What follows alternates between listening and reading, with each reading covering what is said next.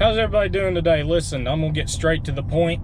I've got some changes that need to be made. It's getting out of hand. I cannot deal with it anymore. We will hit on that subject here in a little while. I'm gonna go on about my day. I don't want this eating at me all day. Gonna make some changes. Good morning, everybody. We are headed to the dump. I am going to dump all the stuff that we did from that job Saturday off at the dump. So there was the dog pen, the 4 bushes, the chain link fence, and there was like a piece of carpet that was in the dog pen, so we're gonna discard that also. Which is good because my mower is stuck in between the shrubs and the chain link, so it's been stuck on the trailer. So I'm going to be doing oil changes on the Skag, the Toro, and then I've got the 2 blowers to tune up. I may or may not run and grab some stuff for the trimmers to tune those up. Just depends on what all I feel like doing today. So right now I don't have anything planned work wise, so we're headed to the dump to dump this stuff. I'll see you when I get there. Okay, here we are at the dump. I've already dumped the chain link from the dog pen and all the poles that were in the back of the truck. So I just got this little bit of brush. This is a big old brush pile. Big old brush pile. I'd like for that all to been me over the winter.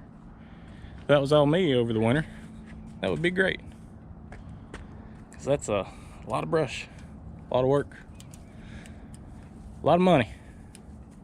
So I am gonna get all this taken off. These ratchet straps. It's about time for some new ones. Ow. So we're gonna get all this unloaded and head back to the house where we can get the Skag off the trailer. Might give it a little wash, just to make things a little cleaner for when I'm doing the maintenance on it. Look, it's my little mount, little GoPro mount. And I didn't realize until the other day, it also swivels. So I can turn it around, I can turn it to the side, it just locks into place. I think it's really cool. I like it. Let's get this unloaded.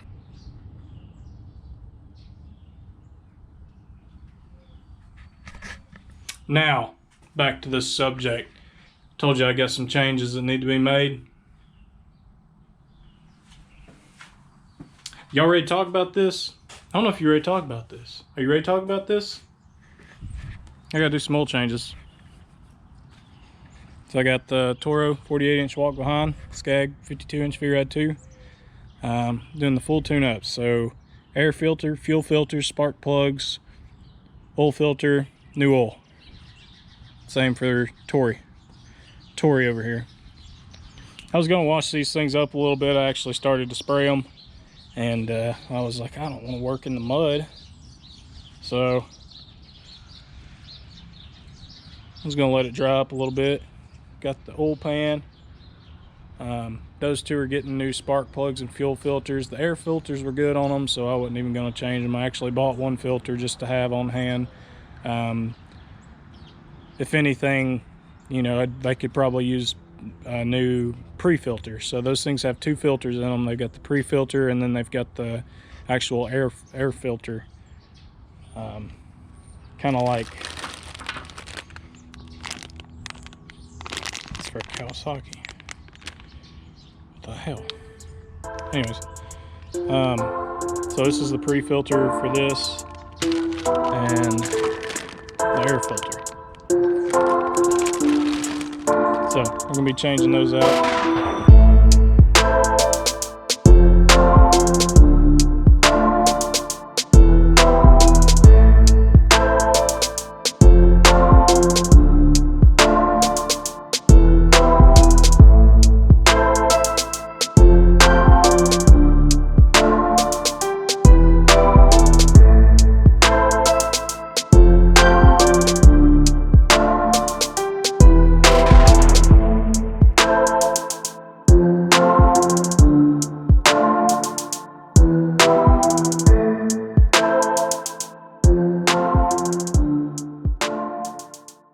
Alright, we're changing the spark plugs and the fuel filter on the two blowers. I've got the EBZ 8500, EBZ 7500. This machine is fairly new and has not hardly been used, but going into the season 2020, I'm expecting to use both of these quite a bit. So we're going to go ahead and change the spark plug, change the fuel filter. Better to go ahead and do that now and just be safe. So we're going to change that right now.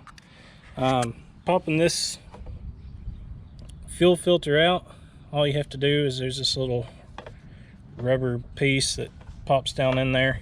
You just pull it out, it comes out fairly easy, especially if the tank's got a little pressure under it, which is what happened with this one. I kind of dug my finger under it, my fingernail, and as soon as it had a little bit of leverage, it just popped right out.